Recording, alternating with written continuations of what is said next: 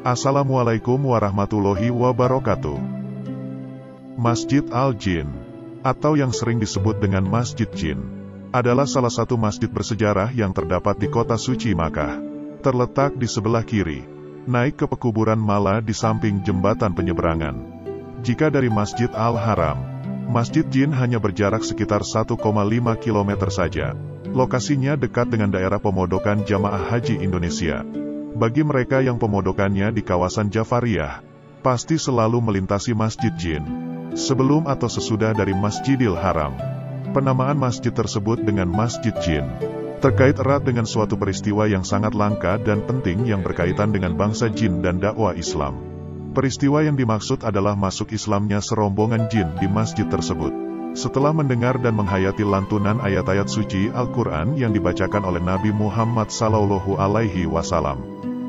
Pada kesempatan itu, para jin berbaiat, atau berjanji setia untuk beriman kepada Allah Subhanahu wa Ta'ala, mengikuti ajaran Islam, dan menyebarkan agama Allah di kalangan mereka. Oleh sebab itu, masjid ini dikenal juga dengan nama Masjid Al-Bayah, yakni masjid tempat serombongan jin melakukan bayat.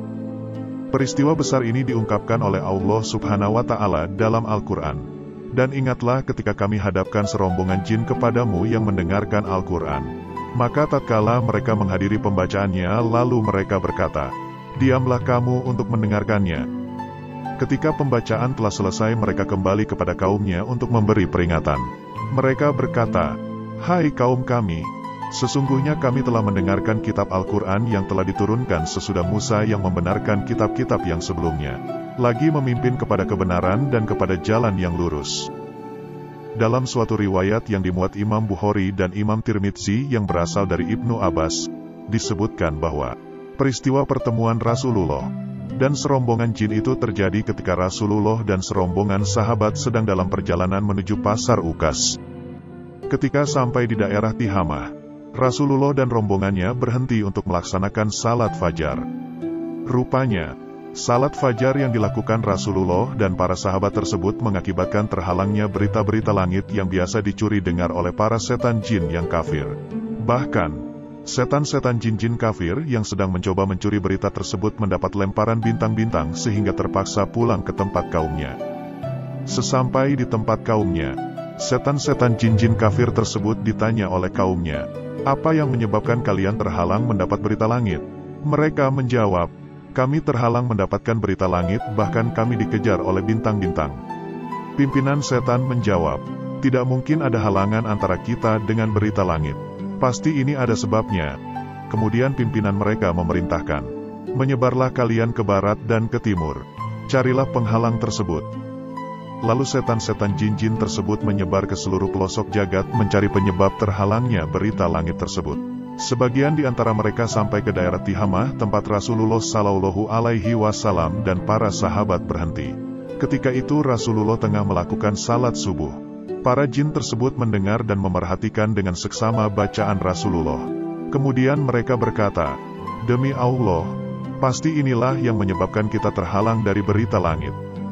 Mereka sangat kagum terhadap ayat-ayat Al-Quran yang mereka dengar. Mereka mengimaninya.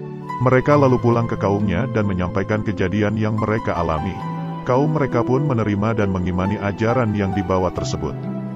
Peristiwa ini pula yang melatar belakangi turunnya Al-Quran Surat Al-Jin ayat 1. Ayat ini menginformasikan kepada Nabi Muhammad SAW tentang peristiwa alam gaib yang terjadi di sekeliling Rasulullah dan para sahabat ketika itu. Rasulullah SAW kemudian menyampaikan pemberitahuan Allah tersebut kepada para sahabat dan umat Islam.